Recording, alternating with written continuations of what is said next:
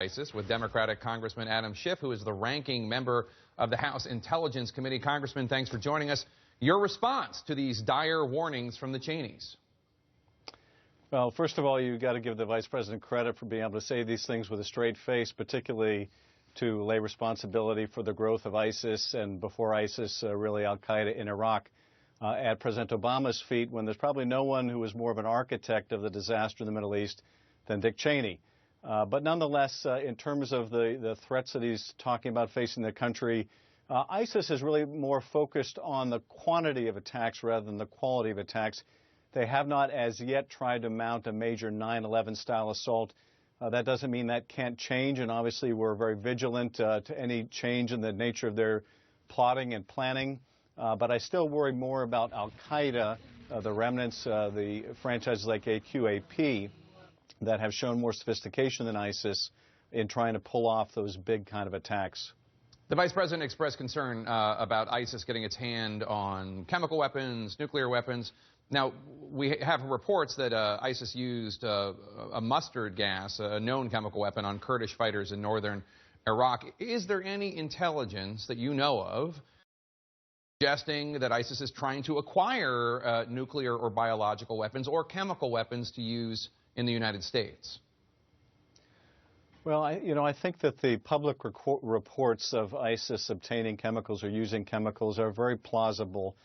Certainly, this is a group that has shown its brutality in countless ways, and if they can get a hold of chemical weapons, either from Saddam Hussein's old stock or part of Bashar al-Assad's stockpile before he destroyed much of it, then they will certainly use them.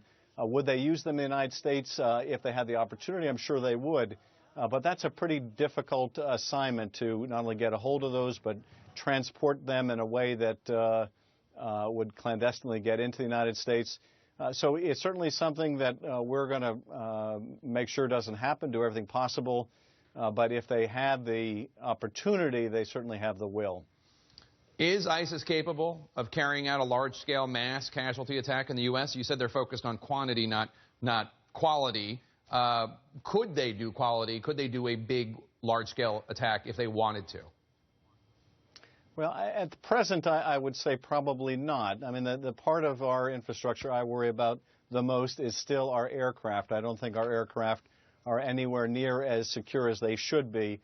So if you define one of those mass attacks, 9/11 style attacks, as in bringing down an aircraft, then we are still, I think, vulnerable to Al-Qaeda and potentially to ISIS.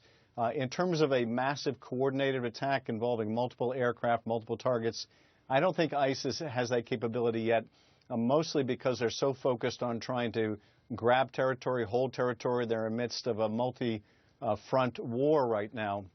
But if they're allowed to hold that land unmolested, if they're allowed to feel secure in their presence in these countries, they will have the time and opportunity to plot a more large-scale attack. According to reports, ISIS has destroyed parts of a historic temple in Palmyra. In addition, we hear from the Syrian Observatory for Human Rights that ISIS forces are on the move in and around Damascus and getting closer to the city center. How concerned are you that ISIS could eventually take control of the Syrian capital? I don't think they'll take control of the Syrian capital unless there's a collapse of the Assad regime. And that's a concern that many of us have, and that is we all want to see Assad go, but it's important that there be a transition away from Assad, that it not be an utter collapse of the government, because in that kind of environment and that kind of chaos, anything is possible. It's possible you could see elements of ISIS in Damascus. You could see, obviously, groups like Jabhat al-Nusra, the Al-Qaeda franchise as well. So we don't want to see those scenarios. Obviously, there are people we are supporting, and we hope to preserve some remnant of the civil service and the infrastructure of the Syrian government, absent Bashar al-Assad. That really is the best case scenario, a diplomatic and negotiated resolution, not a pure collapse and the chaos and mayhem that may result. Yeah, from your mouth.